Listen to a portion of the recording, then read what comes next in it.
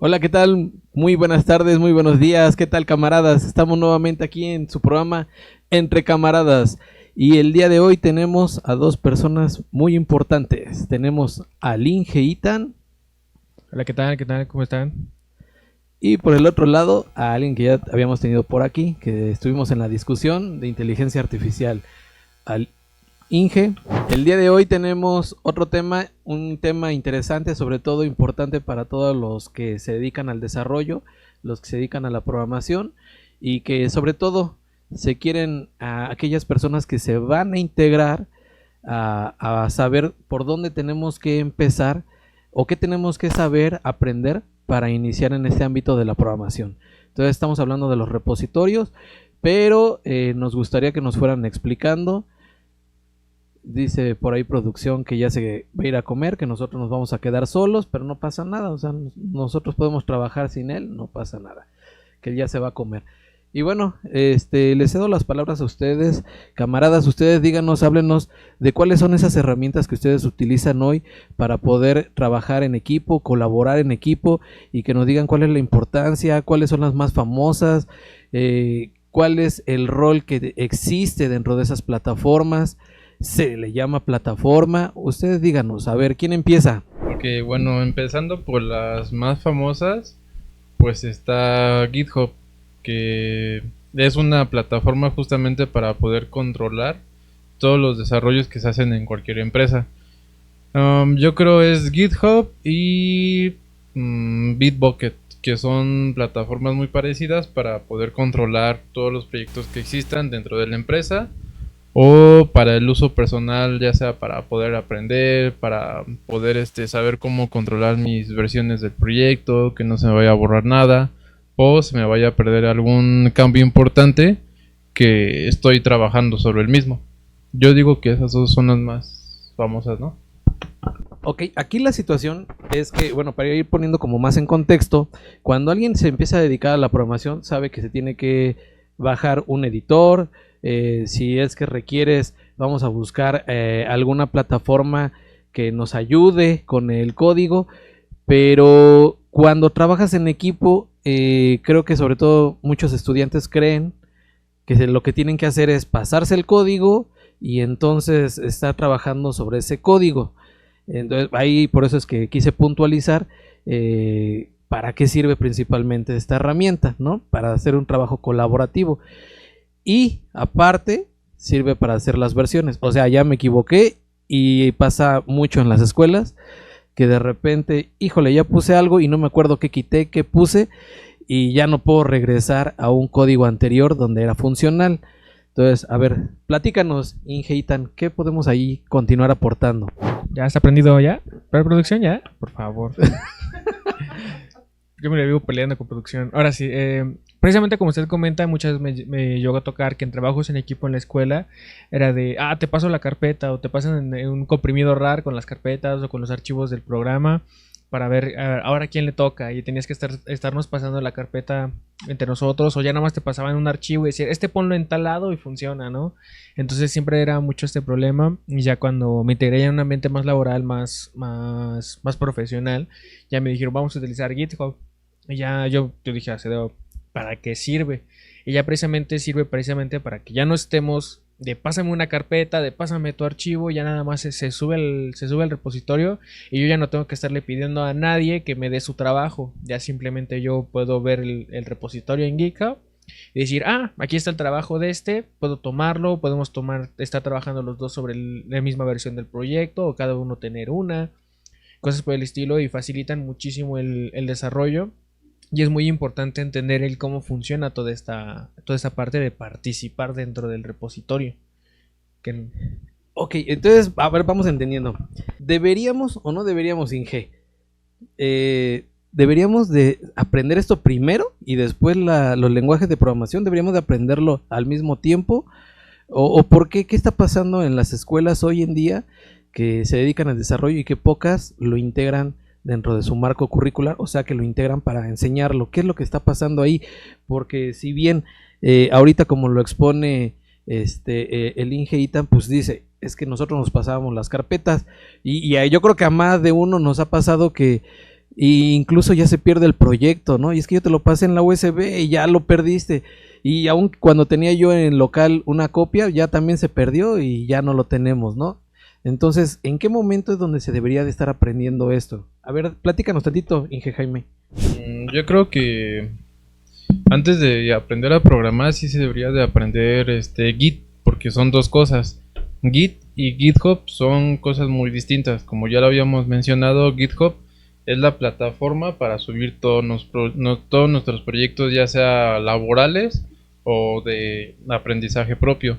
Y Git se puede decir que es el lenguaje con el cual se le dan ciertas instrucciones para estar subiendo cambios, que nos revisen los cambios que hicimos, o simplemente para estar jugando con la misma plataforma y poder llegar a ciertas cosas.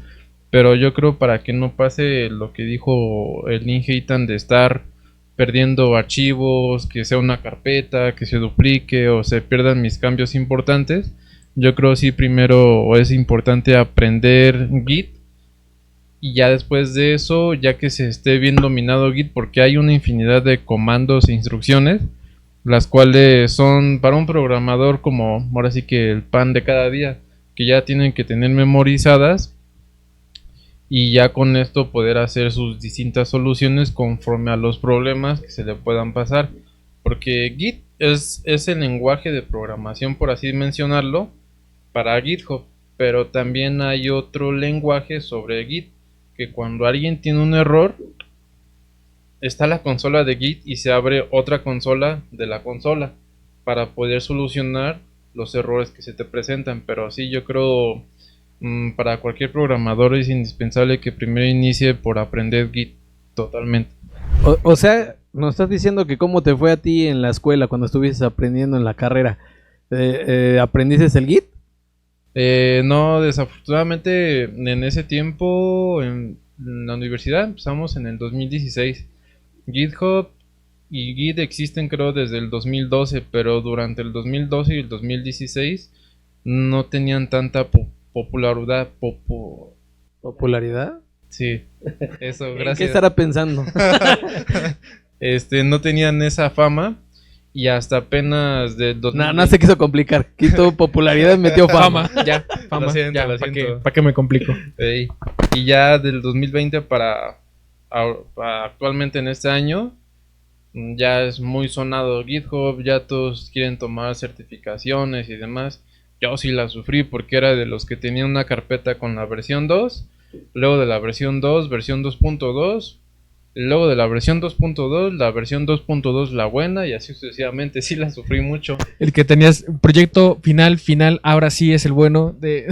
Exacto. Y pasa lo mismo con lo de las tesis, ¿no? En las tesis o los proyectos de investigación o de residencias, lo que hacen es que en una carpetita le ponen el nombre del proyecto y le ponen proyecto versión 1.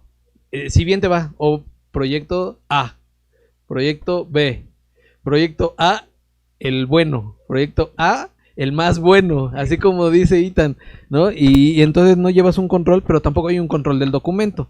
Aquí quiere decir que también te permite hacer el seguimiento con documentos. Sí, con documentación no solamente sirve para los lenguajes de programación, porque igual, bueno, depende de, ahora sí que de cada empresa y cada programador. Lo más común es subir archivos de blog de notas para ir documentando lo que tú vas haciendo, por ejemplo, el día de hoy, y lo que vas a hacer el lunes, para que no se te olvide como el proceso durante el fin de semana y demás. Pero sí se pueden subir documentos, se pueden subir videos, imágenes, y no vas a perder lo que hiciste hace un mes en cuanto a documentación, y vas a poder saber qué tienes que hacer durante otra semana que no tenga nada que ver con lo que te están dejando, lo que tú quieres hacer. Y siempre vas a tener memorizado todos tus cambios, o vas a saber simplemente por qué metiste una variable cuando ya después de un mes no te acuerdas qué significaba. Y sí pasa eso, ¿no? Sí, pasa mucho que tienes tu variable que se llama A y la dejas ahí, y cuando vuelves a la otra semana tú dices, ¿por qué esa variable se llama A? ¿Y qué viene y qué tiene y a dónde va? Y ya no sabes, pero ya con el controlador de versiones ya te dice, a lo mejor si la subiste ya te dice, cuando ahí mismo te dice, yo la subí diciendo que hice una variable para guardar la contraseña. Entonces ya sabes tú que hay, ok, esta variable A es la contraseña. ya te ayuda mucho esas cosas. Ok, entonces llevar como el control de versiones, pero aquí me genera una duda. Bueno, yo ya sé, pero ya me gustaría que ustedes me lo fueran comentando en el aspecto de la parte colaborativa. O sea, ¿existen diferentes roles? ¿Es solamente un rol? ¿Es solamente para una persona? ¿Cómo es que funciona esta parte? A ver, coméntanos, Itán. Pues dentro del repositorio, bueno, hasta donde yo he podido ver, que yo utilizo nada más la versión gratuita, yo no utilizo más, pues Pero hay te como... sirve, o sea, ya es suficiente Sí, la... es suficiente, es más que suficiente. Vemos como dos roles principales, por decirlo de alguna manera. El que es el dueño del repositorio y los colaboradores. El que es el dueño del repositorio es el que tiene el control absoluto sobre el mismo, para invitar colaboradores, para echar colaboradores, para cambiar la versión, para cambiar todo eso. delimitarlo. Ujú. Y los colaboradores colaboradores son los que tienen nada más el permiso de subir sus cambios, de tomar el código que está allí, bajarlo, cambiarlo y volver a subir sus cambios para que ya, hice esto. Ya cuando tú lo pones, tú tienes que hacer una solicitud. Tú haces una solicitud que se llama pull request. Haces una solicitud para que tus cambios pasen a una rama principal o a la rama principal de esa versión. Para que de esta manera, digamos que fuéramos 3 en el equipo. Cada uno le encargaron hacer una pantalla distinta. Entonces cada uno hace su solicitud para que sea una la versión final o la versión 2.0, por decirlo de alguna manera. Y ya que el dueño del repositorio o tu project manager, tu PO, el que te esté autorizando en ese momento, ya dice, ok, ese cambio está bien, lo acepta. Ya lo acepta y ya puede ir así con todos los demás. Puede ir aceptando los cambios de cada uno de manera en que todos pueden trabajar de forma independiente sin interrumpirse el trabajo del otro.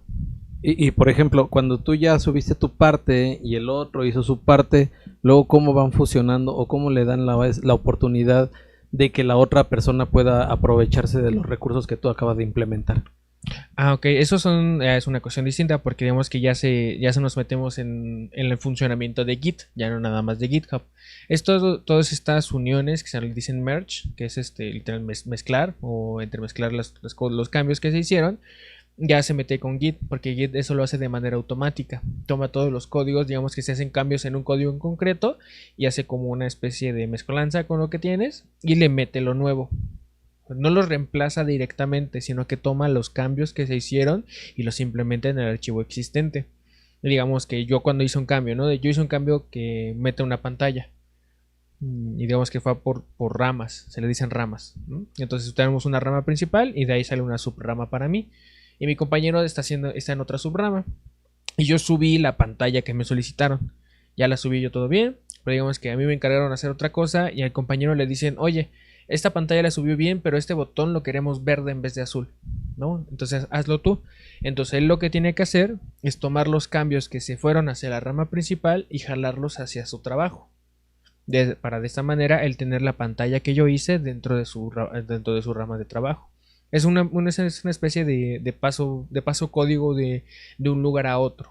Con estas ramas se hacen como un pseudo proyecto de respaldo en cada una de ellas. Entonces ya que se hacen todos estos cambios, se pueden tomar desde cualquier otra rama, de manera en la que el código no se rompa, sino que se entremezcle con lo que ya existía. ¿Estamos de acuerdo, Inge? Sí, es totalmente cierto todo eso. Por ejemplo, nada más que ahí mencionar, ya en empresas muy muy grandes, existen roles dentro del mismo repositorio. Y existe lo que es el Release Manager, en que por ejemplo estamos en la versión 1 y el Release Manager se va a encargar de justamente decir, ok, de la versión 1 tengo que lanzar la versión 1.10 o ya la versión 2.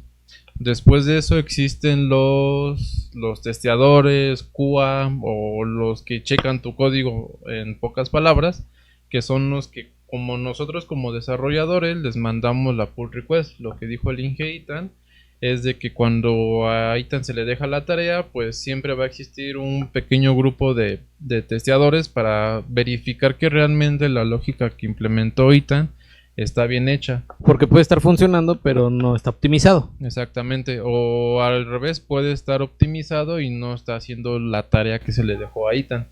Está ese rol, está el rol de... hay partes que igual...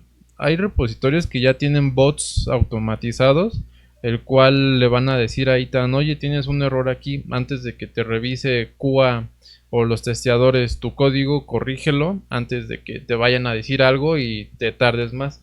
O sea, quiere decir, y así quiero entender, que aparte un repositorio como lo es GitHub y que a su vez se aprovecha del lenguaje de Git, puede hacer el análisis de las funciones, procedimientos, análisis de sintaxis y gramática de todos los lenguajes de programación, o cómo es que los eligen, o cuáles son las especialidades de cada uno. ¿Qué saben ustedes? Para esa parte, sí, hay, por ejemplo, en la plataforma de GitHub, pues ya no he tenido la fortuna de probar la plataforma pagada porque no lo he necesitado. Así con la gratuita puedes hacer miles de cosas como lo dijo Ethan. Creo que ya nada más la pagada simplemente te sirve para tener a 100 personas en un mismo repositorio, o sea, pues no.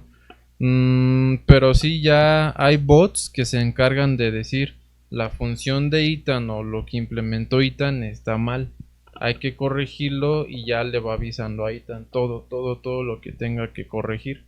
Y ya depende de cada empresa o de cada release manager del repositorio que quiere implementar eso, y si no, van a estar los testeadores justamente para estar revisando todo el código así a mano. Y Ok, muy bien. Entonces, ya estoy entendiendo cómo funciona, cuáles son los posibles roles, cómo es que yo tengo que mandar. Ya vi que también, prácticamente me da la oportunidad de trabajar con diferentes lenguajes de programación y que existen estos bots automatizados para que incluso hagan una lectura mucho antes. Pero ¿cuáles serían las recomendaciones que ustedes les pueden dar a las personas que hoy se están incursionando a la programación, que quieren ser desarrolladores? Porque pues a veces les dicen, es que tú tienes que aprender este lenguaje de programación, es que tú tienes que aprender esta tecnología, tú tienes que aprender este framework. Y creo que a veces se basan más en estar estudiando esto que en este tipo de herramientas que son más funcionales y que en algún momento se las van a pedir cuando lleguen a una empresa. Entonces, ¿cuál sería para ustedes el orden que ustedes propondrían que digan hoy en nuestros televidentes que estén viendo toda esta información, que digan, esto me va a funcionar, por aquí es el camino que yo debería de tomar para que empiece a ir fortaleciendo y pueda tener un buen perfil para que llegue a una empresa? ¿Qué harían ustedes? A ver, propongan. Por ejemplo, en este caso, cuando yo conocí a Ethan, existen miles de comandos o instrucciones para poder dar las instrucciones de lo que quieres subir. Ethan nada más había 3 comandos. Y sí, ¿no? Sabías como 3 comandos. Ya después de que le dije, no, mira, vamos a estudiar, te enseño más comandos y demás. Hasta el momento lo más... entonces tú también eres maestro de Ethan. Efectivamente. Muy bien. Nos hemos sentado a programar y es muy buen programador Ethan. Pero al inicio de que lo conocí, sabía 3 comandos de Git, cuando en GitHub y en Git puedes saltar, ahora sí que estar viajando en el tiempo, pero de Git, porque el cambio que tenías en el 2023 del 3 de agosto y a la fecha actual, puedes regresar todo tu proyecto al 23 de agosto y nunca vas a afectar nada. Y es algo que Ethan ya está dominando, y creo es una de las partes más tediosas de Git, porque debes de irte a otro año o a otro mes sin afectar lo que tienes actualmente hoy. O sea, puedes tener, digamos, 10 versiones al mismo tiempo viviendo en ese repositorio y hacer uso de ellas en el momento que tú requieras, ¿no? Exactamente, que si te quieres regresar a la versión 1 para ver cómo nació toda la aplicación, puedes hacerlo, pero sin quemar lo de que tengas hoy en día. Pero sí, yo digo que para todos estudien Git, primero qué es Git y qué es GitHub, porque cuando se les pregunta eso, todos dicen que esas dos definiciones es lo mismo, esas 2 palabras significan lo mismo, pero no, son cosas totalmente distintas. Pero yo siempre diría que primero estudien Git y GitHub para poder empezar a dominar un poquito más la programación, y pues ya después programación. ¿Tú qué opinas, Ita? Yo diría que si fuera un poquito al revés. Yo diría que primero se estudie o por lo menos se entienda las bases de programación. de cómo funciona un programa y todo eso. Y ya una vez entendiendo cómo se haría un programa, hacer esta práctica de hacer programas o de hacer proyectos en equipos. Porque una cosa es a lo que tú sabes de trabajar tú contigo y otra es lo que tienes que aprender para trabajar con un equipo.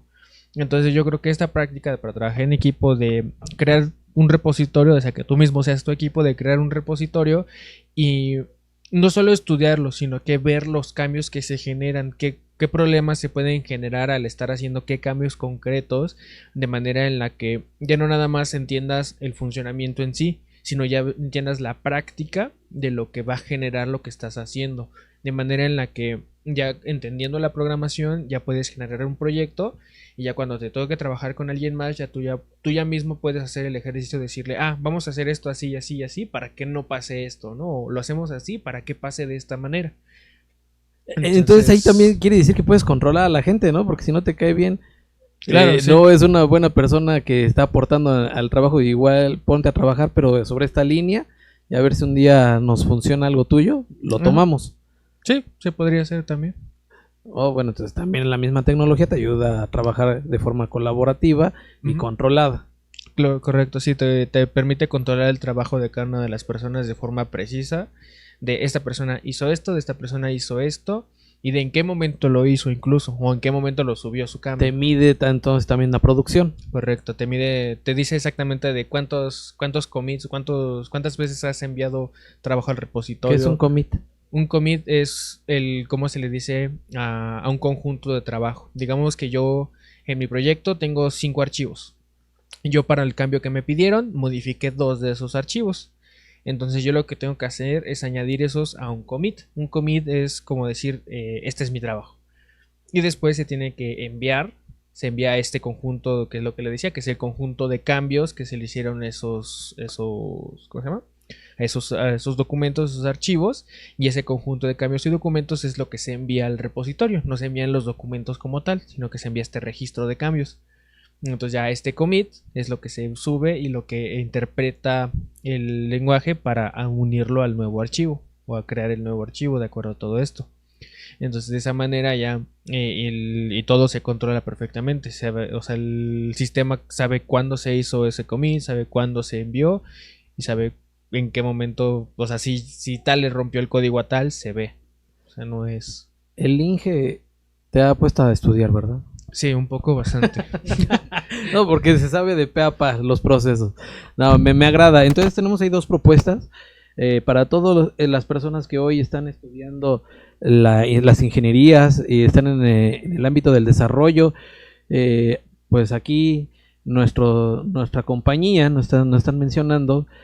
Dice el Inge Jaime, hay que aprender primero Git, luego el repositorio como tal, sus funciones del GitHub, y luego posteriormente los lenguajes de la programación, o ir en paralelo.